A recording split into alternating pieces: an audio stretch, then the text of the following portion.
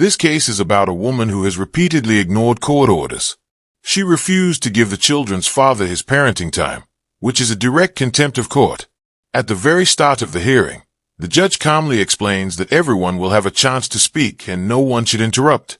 That's when her attitude becomes clay. The judge clearly states that this is a show cause hearing, meaning she is being given an opportunity to explain why she didn't follow the orders. While the judge stays professional, her body language and overall behavior right from the beginning seem uncooperative. That's where things start to go wrong. Whenever someone goes before a court, showing respect and patience is absolutely necessary. Without it, the judge quickly forms a negative impression. In this case, that's exactly what happened, and it shaped how the rest of the hearing unfolded. Good morning to everyone. This time and place set for the show cause hearing in this matter for contempt for failure to provide parenting time.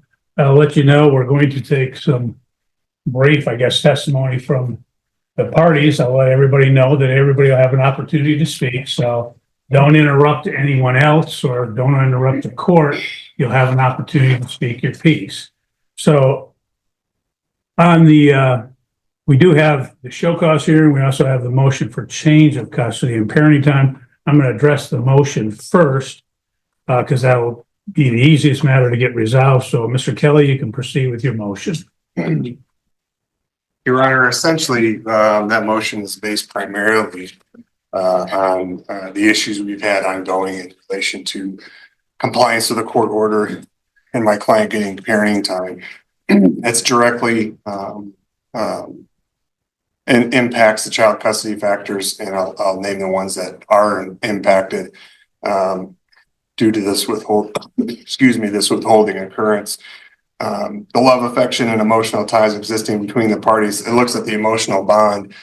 Him being prevented from seeing his kids is preventing him to continue that emotional bond and nurture that emotional bond, which he had prior to this latest withholding that has started back on December 27th. Factor B, the capacity and disposition of the parties involved to give the child love and affection that focuses on the ability to, again, parent to foster an emotional bond in the future.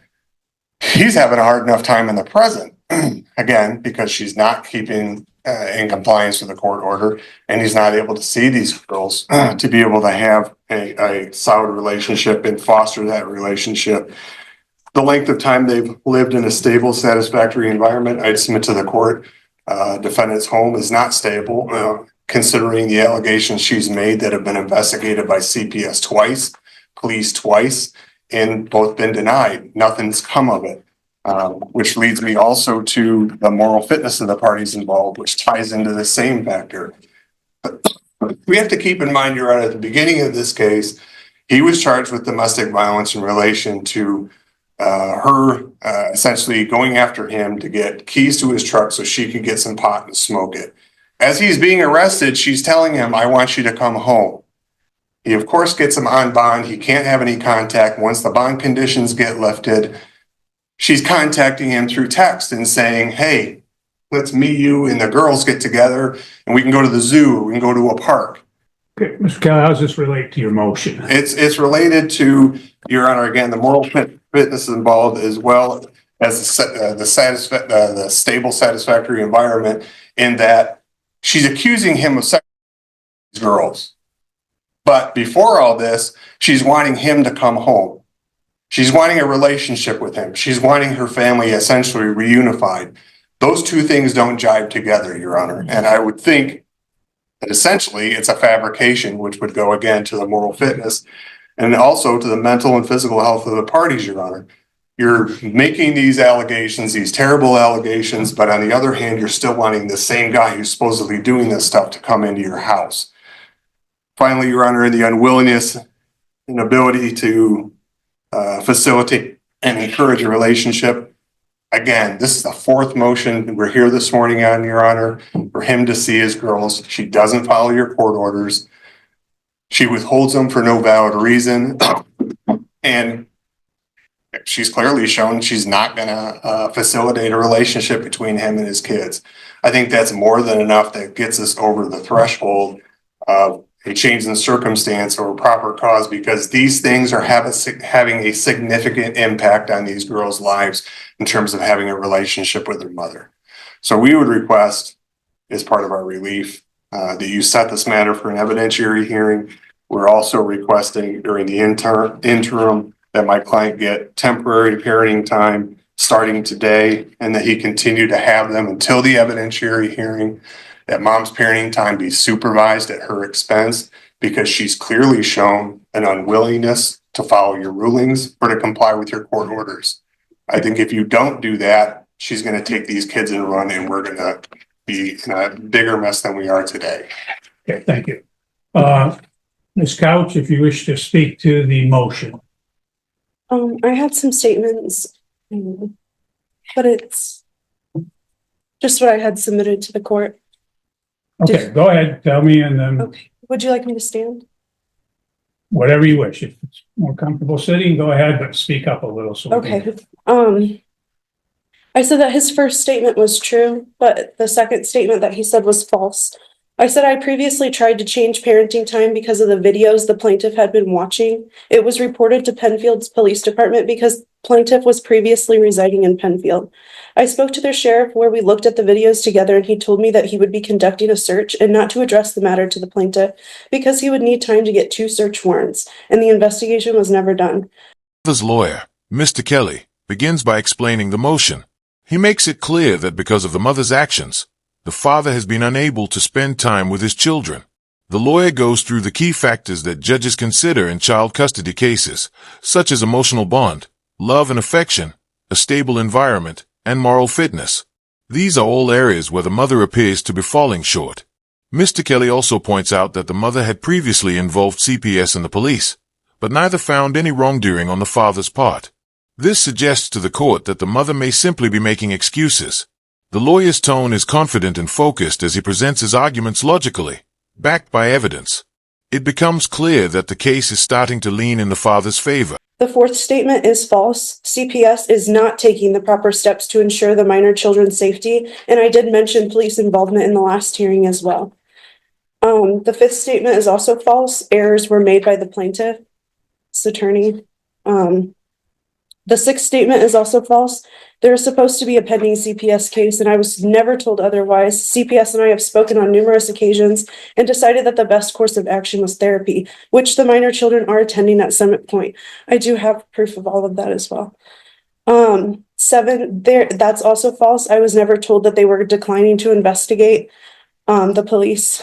Number 8, it's false. In early 2024, my mom threatened to call CPS on me because of the children's odd behavior, requesting that I get them checked by the doctor. I had the doctor examine them at their 2-year checkup, and almost 2 months later, the plaintiff was arrested for domestic violence. I originally withheld the kids because of the plaintiff's sexual preference for diapers and enemas, knowing that the plaintiff was not mentally stable enough for unsupervised visitation. The 9th statement is true. The 11th statement is false. The 12th, I'm unsure of the plaintiff's employment, but the plaintiff has stopped paying child support, and I still stay at home with my children. Number 13, I have lived at the residence that the FOC has on file since December 10th, 2024. The 14th statement, I'm unsure of the plaintiff's relationship status. I have friends and family in Michigan, and I lived in Indiana until I was 18, and most of my family resides there. Number 15, I would like the court to consider changing the current custody orders and issue no further contact between the minor children and the plaintiff.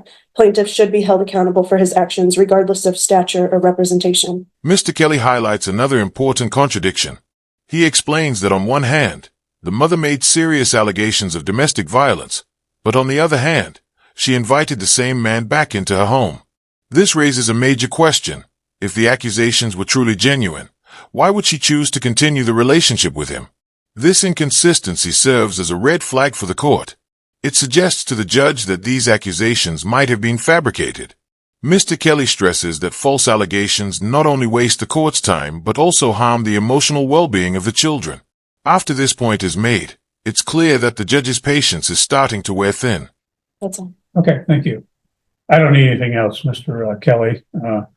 What the court will do in this matter is the court has read the pleadings, obviously, well aware of the file in this case.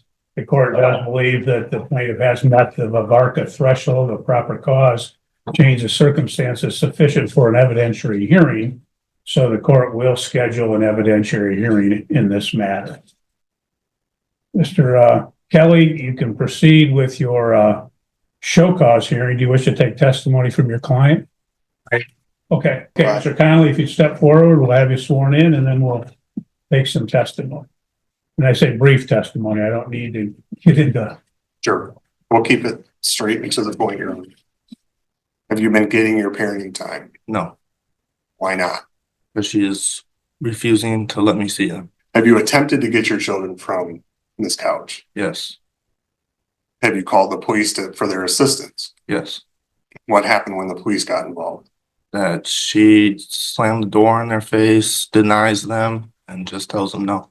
Have you filed motions with the court to get parenting time? Yes, Has the court awarded you make up parenting time? yes, Most recently, did the court award you parenting time in January of this year?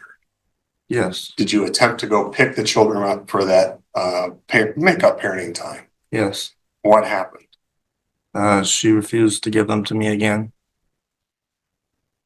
Do you approximately know how many days you have missed so far as simply your overnights for parenting time? 20.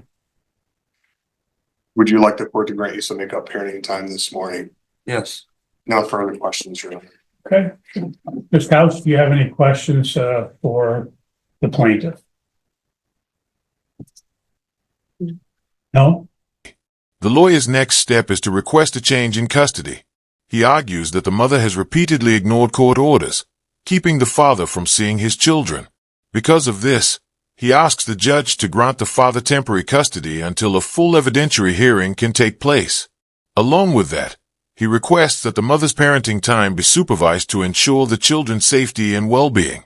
This strong request shows the judge that the father is serious about protecting his kids, and if granted, it could completely shift the case in the father's favor. Ms. Putnam, how do you know Mr. Connolly? He is my son. You heard him just testify that he has parenting time with your granddaughters, correct? Correct. Okay. Do you assist him in pickup and drop offs for I do. parenting time? Has there been occasions when you have gone with him to go get the girls and anything happened in regards to him actually getting the girls? Prior to December 27th, yes. After December 27th, no, she refused. Let's talk about prior to December 27th. What would happen? We would go, then we were meeting at Riverside Park and we would wait for her to show up. When she'd show up, she'd let the girls out and they would come running up to Zach and we would take them. Okay. Did something change after December 27th? She just started refusing to give the give the girls. His first visit that he was supposed to was I'm not sure, but I got a text from Athena on New Year's Day saying Okay. that she was going to refuse to give the girls. Either she would not be home, he would text her and she would not respond, or if she was there, we'd knock on the door, she'd open the door and then just say no and slam the door in our face. So we would go back to the truck and call the police for the police to come out and assist.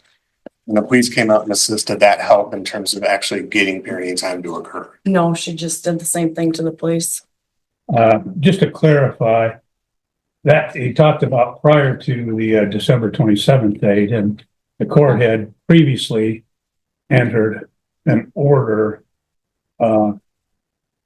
which provided for makeup parenting time that stated that the parenting time would, again, the makeup would occur on January 27, 2025. And the plaintiff's motion states that he did appear on that date. Did you go with him on the January 27th date? Yeah. Okay. And what happened on that date? She just refused. I don't know, either she refused or she wasn't there. And you don't remember if she was not there or if she refused? I don't remember that specific time. Okay. I have it written down at home, but I don't remember. Okay. Ms. Couch, do you have any questions I of do, this witness? yes.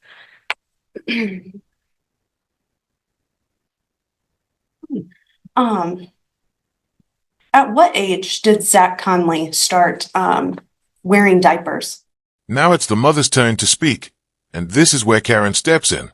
When given the opportunity, she begins reading her statements. The problem, however, is that her points are repetitive and lack strength.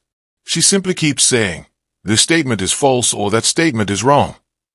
Constantly denying everything without solid evidence only damages her credibility. Karen repeats her earlier claims, including references to CPS investigations and police reports, but the reality is that none of those went in her favor. In court, repeating accusations isn't enough. Proof is what truly matters. As she continues, it's clear the judge is growing increasingly frustrated, and viewers can see that Karen is only weakening her own case even further.